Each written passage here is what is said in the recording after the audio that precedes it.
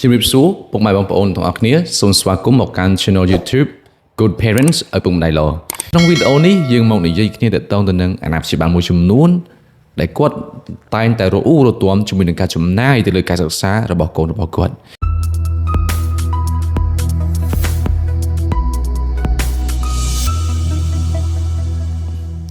មែនទៅយើងមើលឃើញថាអាណាព្យាបាលមួយចំនួនគាត់ពិតជារិះថំមែនជាមួយនឹងការ support ទៅលើការគ្រប់គ្រងទៅលើការសិក្សារបស់កូនរបស់គាត់មានន័យថាគាត់មិនចង់ចំណាយច្រើនទៅលើការអប់រំទេគាត់អាចនឹងឲ្យកូនគាត់រៀនមកល្មមអញ្ចឹងទៅហើយក៏សម្រាកអញ្ចឹងទៅឬក៏គាត់មិនចង់វិនិយោគច្រើនអីទេព្រោះគាត់គិតថាពេលខ្លះមិនដឹងថារៀនទៅធ្វើស្អីរៀនមិនបានប្រយោជន៍អីអញ្ចឹងទៅហើយគាត់រិះថែមជាមួយនឹងលុយរបស់គាត់អញ្ចឹងទៅវាពិតជាសំណាងអាក្រក់មែនទែនដែលកូនឬក៏បងប្អូនមួយចំនួនមានអាណាព្យាបាលដែលគិតបែបនោះហើយចូលរួមអបអរសាទរជាមួយនឹងបងប្អូនដែលមានម៉ាក់ប៉ាដែលគាត់ស្រឡាញ់ការសិក្សាដែលគាត់តែងតែជំរុញបងប្អូននិងការវិនិយោគទៅលើការសិក្សារបស់បងប្អូនចូលរួមអបអរសាទរបងប្អូនដឹងទេមានបងប្អូនមួយចំនួនគឺគាត់ពិតជារងនឹងការឈឺចាប់ខ្លាំងមែនទែនដោយសារតែឪពុកម្ដាយរបស់គាត់មើលមិនឃើញអំពីគុណតម្លៃឬក៏អត្ថប្រយោជន៍នៃការសិក្សានៃការអប់រំទាំងឯងគាត់តែងតែមិនឲ្យតម្លៃនៃការអប់រំគាត់មិនយល់គាត់មិនដឹងថាតើខំរៀនធ្វើអីវិនិយោគទៅលើការសិក្សារបស់វាធ្វើអីគ្មានប្រយោជន៍ស្អីទេមិនឲ្យវារៀនទេបាទមានលុយមុំបងប្អូនដឹងគាត់យកទៅធ្វើស្អីទេគឺគាត់យកទៅធ្វើរឿងដែលអត់ប្រយោជន៍ហើយគាត់គិតថាវាមានប្រយោជន៍មែនទេទៅខ្ញុំដើរច្រើនខ្ញុំចុះទៅតាមភូមិច្រើននៅតាមទីជនបទពេលខ្លះភូមិមួយនោះណាបើយើងទៅនិយាយឲ្យកូនគាត់មកទទួលនៃការអប់រំល្អពិបាកមែនទេគឺគាត់មិនចាប់អារម្មណ៍ទាល់តែសោះជាក់ស្ដែងដែលយើងចុះទៅផ្ទាល់យើងបានជួបគាត់យើងសំណេះសំណាលយើងវែកញែកយើងបញ្យល់គាត់យ៉ាងណាក៏ដោយគាត់មិនអាចយល់នៅអ្វីដែលយើងបញ្យល់គាត់បានដែរពីព្រោះនៅជុំវិញខ្លួនរបស់គាត់សហគមន៍របស់គាត់មួយនោះគឺពោពេញទៅដោយលបែងការចំណាយលើការសិក្សាគឺពិតជារិះថែមមែនទែនប៉ុន្តែចំពោះការលេងលបែងរបស់គាត់វិញគាត់មិនដែលស្ដាយទេអស់ប៉ុន្មានលេងមកក្តារប៉ុន្មានក៏គាត់ហ៊ានដែរប៉ុន្តែការវិនិយោគទៅលើការសិក្សារបស់កូនរបស់គាត់មិនហ៊ានទេគាត់តែងតែត្អូញថាថ្លៃណាស់គ្មានលទ្ធភាពទេគ្មានសមត្ថភាពទេប៉ុន្តែការលេងរបស់គាត់អស់ប្រមាណក៏បានដែរហើយលេងយូរទៅអស់ដីអស់ស្រែអស់ស្រុករត់ចោលស្រុកទីបំផុតអស់លេងពីខ្លួនដោយសារតែល្បែងអ្នកខ្លះទៀតរិះថែមមែនទែនចំពោះការសិក្សាប៉ុន្តែបើនិយាយអំពីរឿងទិញប៊ីយ៉ាផឹកវិញអស់ប្រមាណកេះក៏អត់ស្ដាយដែរ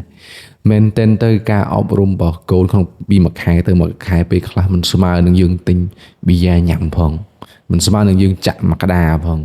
ប៉ុន្តែយើងពិតជារិះថែមមែនទែនទាំងដែលការអប់រំនោះវាជួយឲ្យកូនរបស់យើងមានអនាគតភ្លឺស្វាងវាជួយឲ្យកូនរបស់យើងអាចនឹងអនាគតទៅមានអនាគតល្អប៉ុន្តែយើងមើលមិនឃើញយើងស្ដាយលុយបន្តិចបន្តួចនឹងយើងមានលុយបន្តិចបន្តួចយើងទុកទៅចាក់លបែងយើងទុកទិញប៊ីយ៉ាញ៉ាំប៊ីយ៉ាផឹកគួរឲ្យសង្វេគមែនទែនតើគ្រួសារមួយនោះនឹងទៅជាយ៉ាងណាតើសហគមន៍មួយនោះនឹងទៅជាយ៉ាងណាតើប្រទេសជាតិមួយនោះនឹងទៅជាយ៉ាងណាបើសិនជាមានអាណាព្យាបាលម៉ាក់ប៉ាដូចជាអ្នកបែបហ្នឹង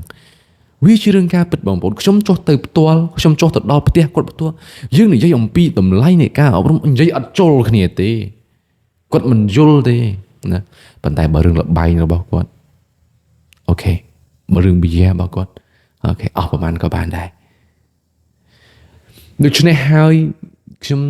ញុំពិតជាសោកស្ដាយមែនទែនបើសិនជាប្អូនមានម៉ាក់ប៉ាបែបនោះ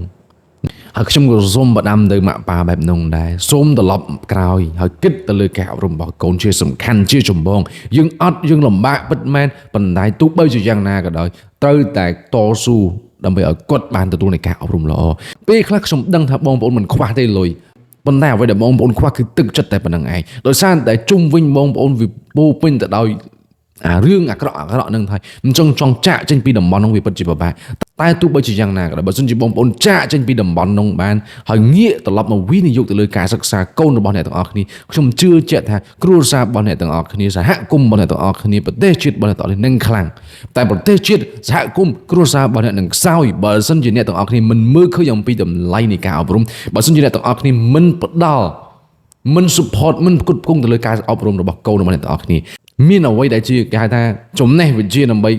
ដឹកនាំជីវិតរបស់ខ្លួនឯងថ្ងៃក្រោយបានអត់ទេពេលខ្លះយើងគឺជាគំរូនឹងឯងបើយើងព្រឹកឡើងស្រវឹងបើយើងព្រឹកឡើងដល់កន្លែងល្បែងតើឲ្យកូនរបស់យើងទៅរៀនមិនកើត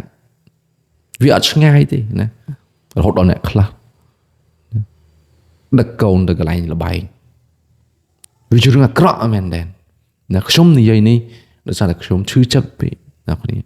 ចុះទៅខំនិយាយណែនាំតែឲ្យកូនរៀនចេះមួយចេះពីរទទួលបានការអប់រំល្អចេះមួយចេះពីរលោកគ្រូគ្មានលុយទេខ្ញុំថាបើសិនជាគ្មានលុយពិតបើគាត់មានខ្ញុំ free ឲ្យរៀនទៀតណាសាលាខ្ញុំខ្វះអីរាល់ថ្ងៃអាសាហារូបករណ៍ 100% អ្នកខ្លះរៀនតាំងពីតូចមកដល់ពេលបច្ចុប្បន្ន 4-10 ឆ្នាំហើយណាប៉ុន្តែគាត់អត់ខ្វះលុយទេប៉ុន្តែគាត់គ្មានចិត្តណាគាត់ស្ដាយបាទមានលុយតិចតួចណោះគាត់ទុកលេងល្បែងរបស់គាត់ជាក្តីសុខរបស់គាត់ណាអូខេអញ្ចឹងនេះគឺជាអ្វីដែលយើងបានជួបផ្ទាល់ណាអូខេយ៉ាងណាក៏ដោយខ្ញុំសង្ឃឹមថាពេលដែលបងប្អូនបានស្ដាប់វីដេអូមួយនេះហើយមានការភ្ញាក់រលឹកណាសូមត្រឡប់មកវិញបាទត្រឡប់មកក្នុងការផ្គត់ផ្គង់លើការសិក្សារបស់កូនណាគាត់ខ្វះអីគាត់ត្រូវការអីគាត់ត្រូវបំពន់អីអានឹងជួយគាត់ខ្ញុំជឿជាក់ថាបើសិនជាបងប្អូនអាចជួយគាត់ឲ្យចប់ចុងចប់ដើមថ្ងៃអនាគតទៅយើងនឹងរស់ស្រួលហើយគាត់នឹងត្រឡប់មកជួយយើងវិញដូចគ្នាដែរល្បែងតែងតែវិនិច្ឆ័យណាបងប្អូនត្រូវចាំ